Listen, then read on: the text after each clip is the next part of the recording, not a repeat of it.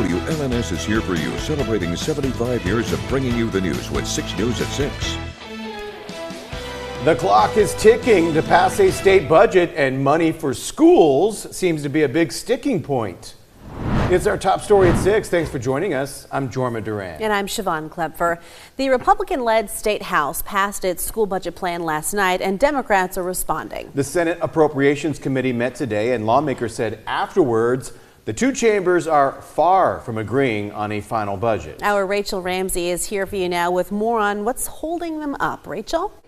Siobhan, Jorma, school districts are currently trying to create their own budgets for the coming year, and that's hard to do when they don't know what they'll get from the state. Democrats are criticizing Republicans for eliminating funds for dedicated programs, while Republicans say that Democrats are regulating too much. And these disagreements are happening with a July 1st deadline quickly approaching.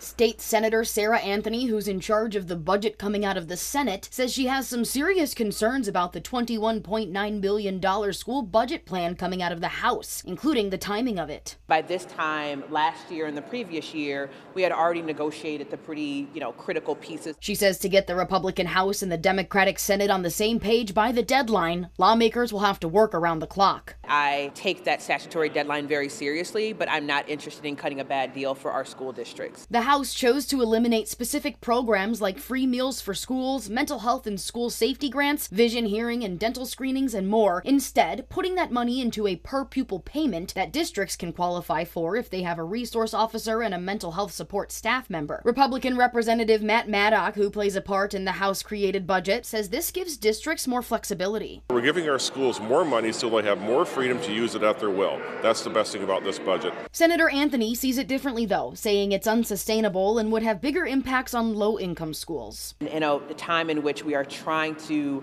right the wrongs of the past and meet the moment, that's just kind of unacceptable. The senator says another issue for her is one-time funding being used for programs that she feels deserve ongoing funding. But Rep. Maddock says that dozens of these programs simply wasted money. It's a multi-million-dollar contract to have people from this company come in to teach our teachers and the people doing our recess how to conduct recess in schools. That is a waste of money. The state rep says the House did what's best for the students. If they can't get Democrats to agree with that, though, maybe the government might get shut down. But it's a war worth fighting because Michigan people are great and they've been taken advantage of for too many years.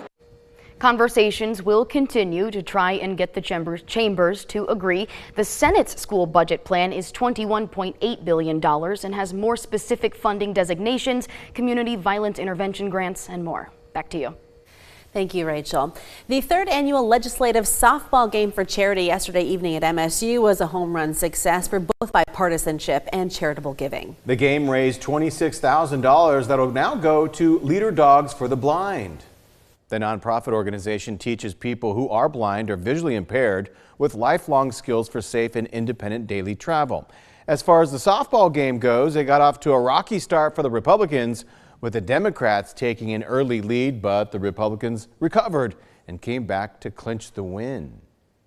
And from the annual softball game to the yearly Scout Day, more than 700 scouts from across the state visited the Capitol today. Activities included Capitol tours, scouting displays, and meeting with elected officials. Where scouting can come and they can enjoy great activities on the Capitol lawn, but more importantly, our state can see what Scouting America is doing for the great state of Michigan and for the youth across our state. These are future leaders, and this organization not only gives them great skills in the outdoors, but it gives them great skills for leadership going forward. The Scouts also presented members of the House and Senate with the annual Scout Report, highlighting the ways lawmakers can help the Scouts. Police have now identified the two men killed in a crash in I-94 in Jackson County that happened Monday morning near the Airport Road exit. The victims were both in the cab of a box truck that slammed into the back of a slowed down gravel hauling semi truck. The victims have been identified as 30-year-old Montez Watson from Sterling Heights and 22-year-old Tyreek Johnson from Warren. I-94 at Airport Road was closed for nearly 8 hours while crews responded to the crash and investigated what happened.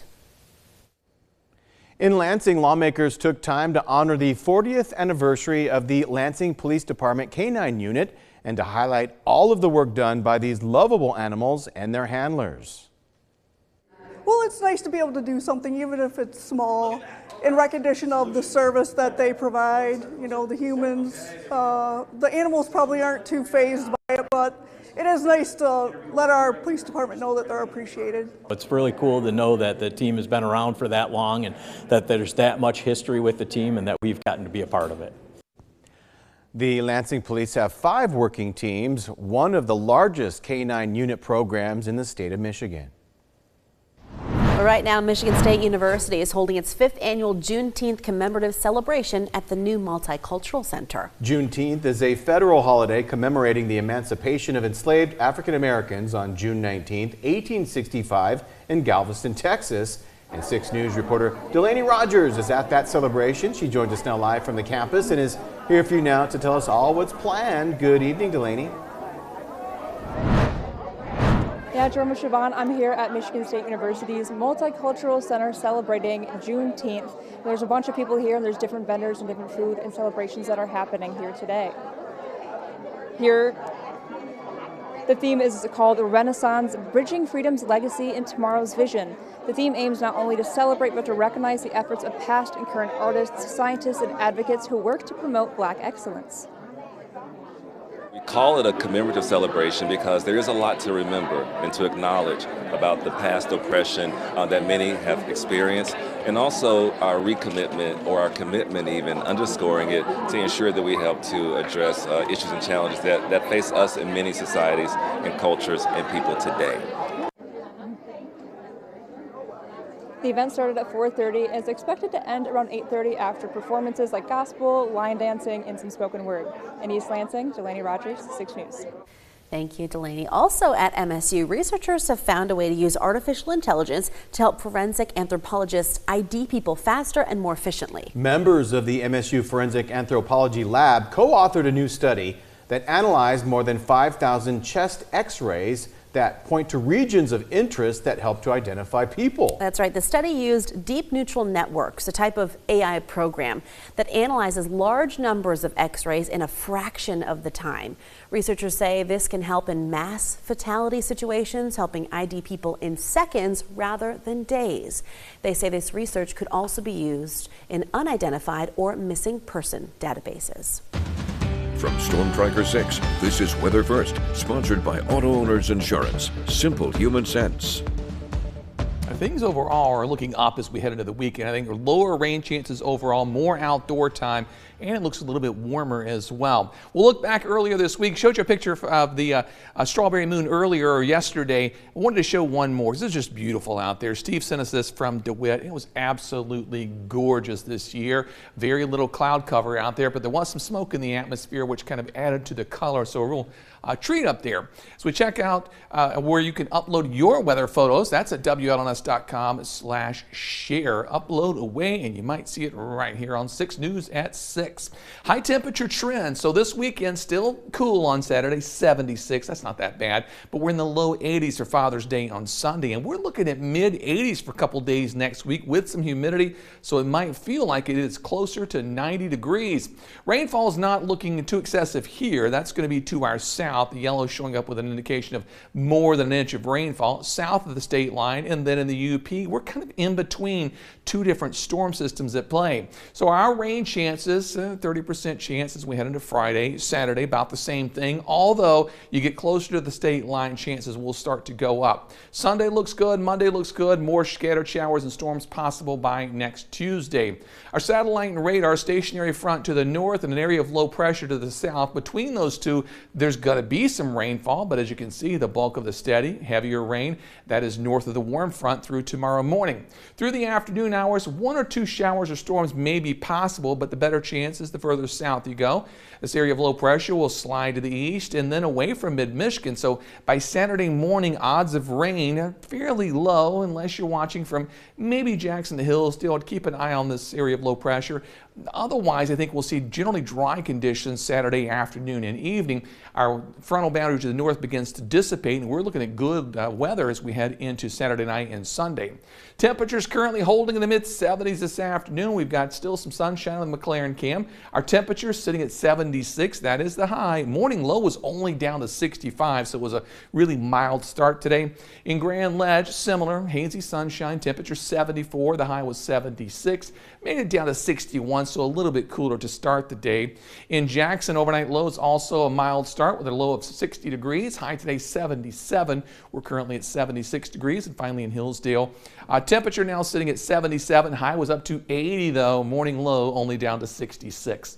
For tonight, overnight temperatures will drop into the upper 50s with mostly cloudy skies on the way. For tomorrow, chance of a shower, mostly cloudy skies generally, highs near 77 degrees. The 6-day forecast, other than a spotty shower storm on Friday and Saturday, looks pretty good. Father's Day, 81 with some sunshine. Next week, a few showers and storms Tuesday and Wednesday, just with the heat of the day. We start to cool things off late next week and hopefully dry things out just in time for the weekend with lower humidity and temperatures in the low 80s. I like lower humidity. Yeah, that's true. Yeah, that's a stretch of 80s too. That's going to be a warm weather coming. I know there's a lot of rain symbols on there, but no particular day looks super wet. So I mean, overall, there's still outdoor activities to be had throughout the next couple weeks. Yeah. Alrighty. Love it. Thank you, David. Appreciate it. Still to come tonight, we're going to take a tour of Jackson's aging water plant to see what recently approved rate hikes will be fixing. So stay right there. 6 News at 6. We'll be right back.